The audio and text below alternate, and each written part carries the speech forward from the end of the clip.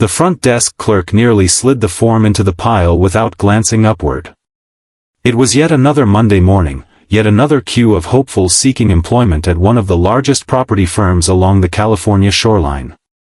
But when the paperwork reached the executive suite an hour later, the billionaire chief executive paused in the middle of signing contracts.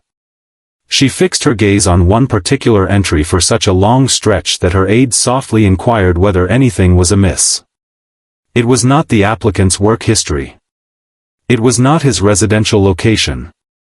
It was his full given name. If you trust in compassion and fresh starts, please hit like, drop a comment, share, and subscribe to Kindness Corner 2.0. The early haze still clung to most of Harbor Point when Rowan Hale parked his weathered truck next to a grocery outlet. The vehicle shuddered each time he killed the motor, yet it had faithfully carried him through 12 years without a single complaint. He reached into the back seat, where his 8-year-old son, Bram, was polishing off the last bites of a peanut butter sandwich while flipping through a library volume on whales. "You're going to miss the bus," Rowan said softly. "I'm on the final page." "You've been on the final page for 5 minutes." Bram grinned, shut the book, and hopped out. His knapsack looked nearly as worn as the pickup. Rowan had hand-stitched one of the shoulder straps himself after it tore during the winter months. They walked side by side to the school entrance. "How's that cough doing?" Rowan asked. "Better." "You certain?" Bram gave a nod. Children streamed through the gates while parents hustled off toward their own jobs. Rowan lingered until he watched his son vanish inside the building.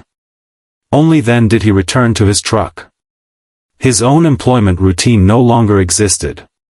3 weeks earlier, the maintenance outfit where he had devoted nearly 15 years had lost its prime contract. Within days, half the crew received layoff notices. Rowan had loaded his implements into a cardboard carton, exchanged handshakes with colleagues he had labored beside for years, and driven home wondering how long his reserve funds would hold out. The reply had come sooner than anticipated. Rent, vehicle insurance, school supplies, his father's medical invoices, everything seemed to land at once. During the first week, he persuaded himself that another maintenance role would materialize quickly. It never did. Each interview ended with the same refrain, "We'll keep your resume on file." No one ever called back. That Monday morning, he resolved that dignity could wait until the bills were settled. Any honest labor was worthwhile. Which was why he found himself driving toward Argent Holdings, a luxury real estate firm known for overseeing hotels, office towers, and private estates dotting the coastline. Their website advertised an opening, custodial services, full-time, with health benefits after 90 days. He had repaired boilers, overseen electrical networks, replaced plumbing, directed crews, and maintained commercial structures larger than most shopping centers.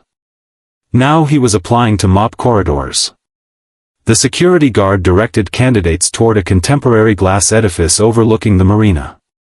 Everything about the space felt polished. Employees crossed the marble lobby carrying coffee in reusable cups while conversations drifted between meetings. Rowan suddenly became conscious of the faded elbows on his brown work jacket. He nearly turned around. Instead, he took a quiet breath and stepped through the entrance. The receptionist slid a clipboard across the counter with scant interest. "Application." "Yes, ma'am." "Fill this out." He sat beside 3 other candidates. One was barely out of high school.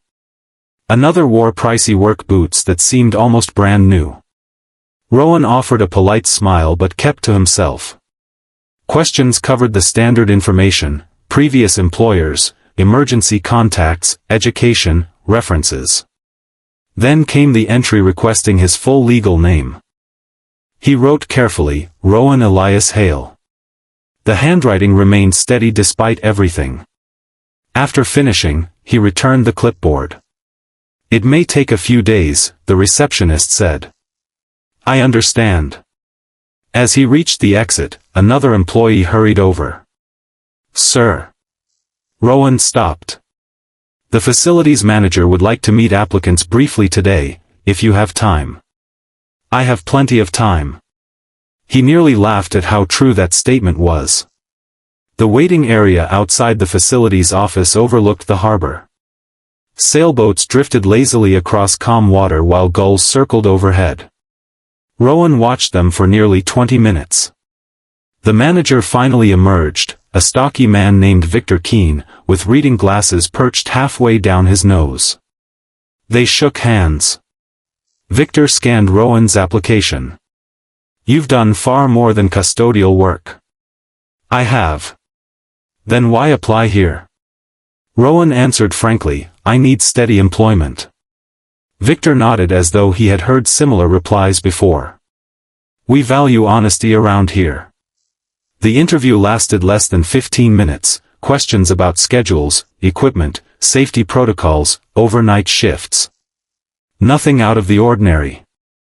As Rowan rose to leave, Victor smiled. You seem overqualified. I've heard that. You realize this isn't maintenance management. I understand. Victor extended his hand once more. We'll be making decisions soon. Rowan thanked him and headed for the parking lot. By lunchtime, he had already moved on to another application across town. Life did not pause simply because hope felt uncertain. On the top floor of Argent Holdings, CEO Maris Eloin was attempting to finish reviewing a merger proposal before her afternoon board session. Her office commanded a view of the ocean. Visitors often admired the expensive artwork or floor-to-ceiling windows. Maris barely noticed either anymore. She noticed spreadsheets, deadlines, emails, construction delays, insurance disputes. The company employed nearly 12,000 people across 4 states. Every decision carried weight. Her executive assistant entered carrying several folders. Human resources need signatures. Maris reached automatically for her pen. One folder contained recommendations for new executive hires. Another covered internship approvals. Then came routine hiring paperwork requiring executive authorization because the company had recently launched a veteran employment initiative. Most applications passed beneath her eyes in seconds. Until one did not. Her pen halted. She read the name again, Rowan Elias Hale. The room grew strangely quiet. Her assistant frowned. Everything all right? Maris did not answer immediately. Instead, she stared through the office window toward the harbor, where sunlight finally began breaking through the morning fog. That name had not crossed her desk in nearly 18 years. She whispered almost to herself, "It can't be." The assistant looked confused. "Do you know him?" "I knew someone with that name." "Not just someone, a family." A rainy afternoon. A small roadside repair shop. A promise I never managed to repay.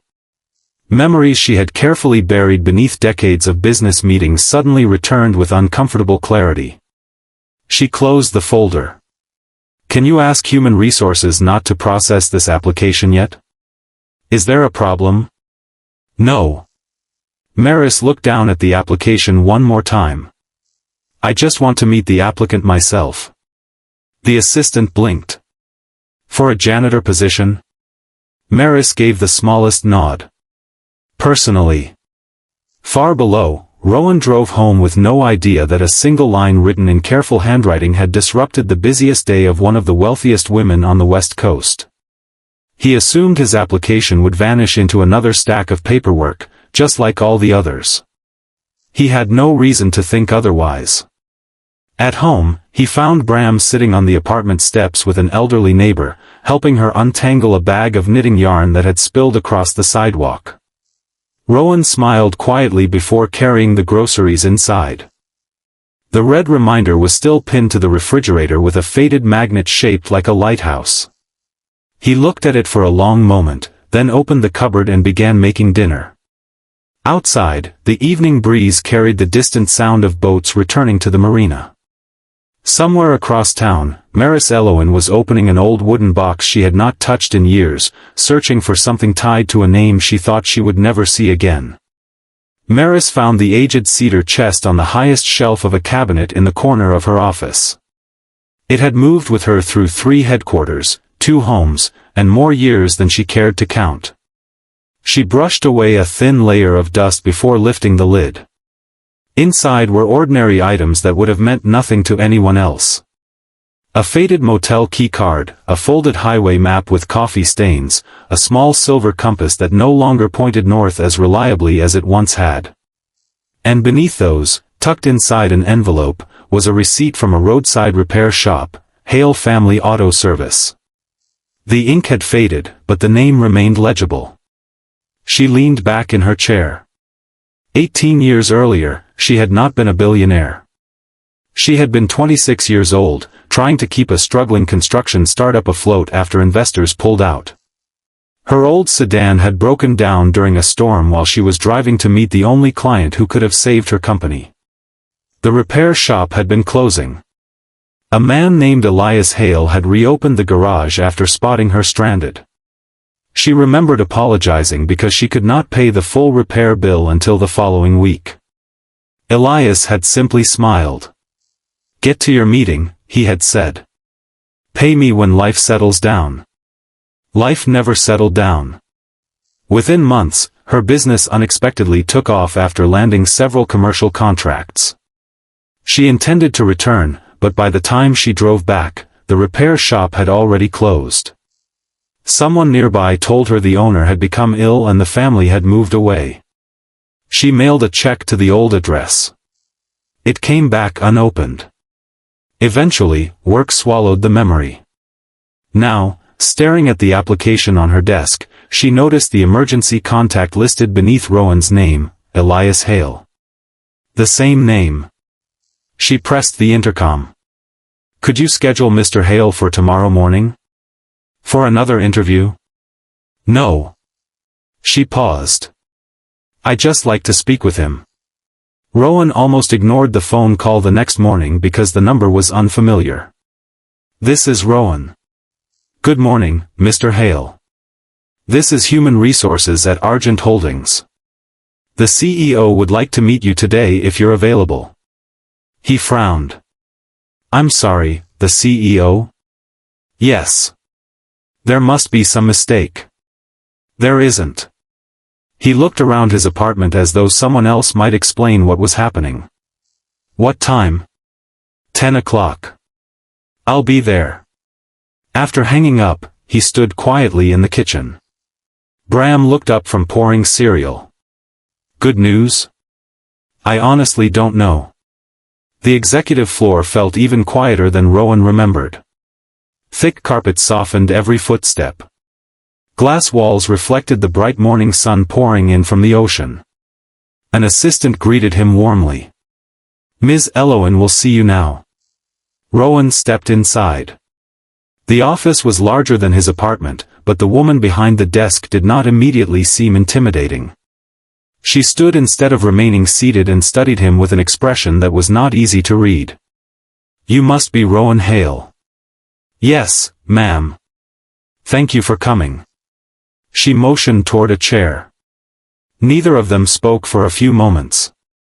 Finally, she asked, "Your father, is his name Elias?" Rowan nodded slowly. "It is." Maris looked down for a second before smiling, though there was sadness behind it. "I hoped I wasn't mistaken." Rowan searched his memory. "I'm sorry. Have we met before?" "No." She folded her hands together. "But your father helped me once. Long before either of us imagined we'd end up here." She told him the story, not dramatically, not quickly, just as she remembered it. When she finished, Rowan smiled faintly. "That sounds like him. Is he well?" "He has heart problems now. Good days and bad days." "I'm sorry to hear that. He still tries fixing lawn mowers for neighbors even though I keep telling him to slow down." For the first time, both of them laughed. It eased the room. Maris reached into a drawer and placed the faded repair receipt on the desk. I've carried this for years. Rowan stared at it. I haven't seen our old shop logo since I was a teenager. I owed your father far more than this receipt. You don't owe us anything. I think I do. He shook his head gently. My dad never helped people expecting something back. Those words lingered in the room longer than either of them expected. Maris understood something in that moment. If she offered Rowan a job because of an old debt, she would be turning his father's kindness into a transaction. That was not what Elias Hale had believed in. She slid the receipt back into the envelope. I won't insult either of you by pretending sentiment should replace qualifications. Rowan appreciated the honesty. She continued, I reviewed your work history myself. He looked surprised. You've supervised maintenance teams, trained apprentices, and managed commercial systems. Why apply for janitorial work? Because that's where the opening was. And because I needed work. Yes. She nodded. I respect that answer. Instead of ending the meeting there, Maris asked the facilities director and the operations manager to join them. The next hour became something Rowan had not expected.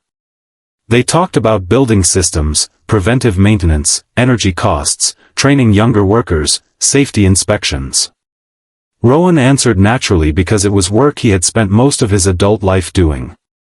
At one point, the operations manager leaned back and smiled. We've been trying to solve the ventilation issue for months.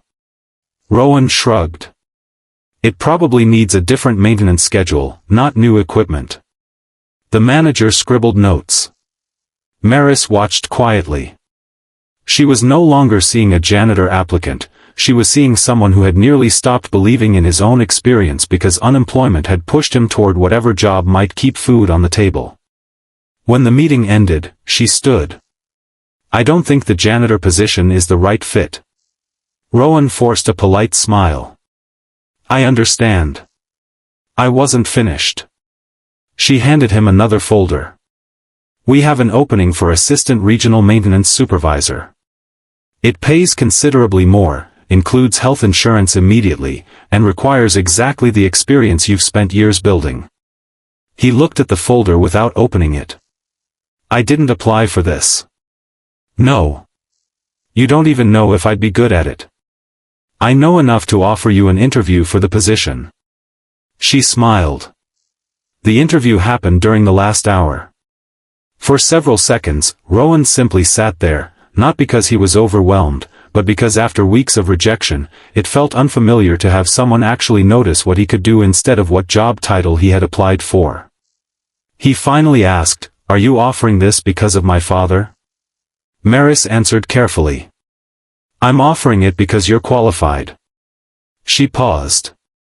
And because your father reminded me many years ago to see the person in front of me before judging the situation they're in. That answer mattered. It allowed Rowan to accept without feeling that charity had replaced dignity. Several weeks later, Bram visited the headquarters during an employee family day. He wandered through the maintenance workshop wearing oversized safety glasses while Rowan introduced him to technicians across the building. Near the end of the afternoon, Maris happened to pass by.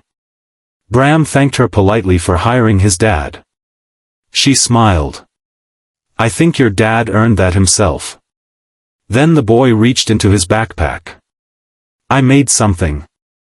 It was a simple drawing, a little repair shop, a tall office building, two people shaking hands between them. Above the picture he had written in uneven handwriting, kindness travels farther than we think.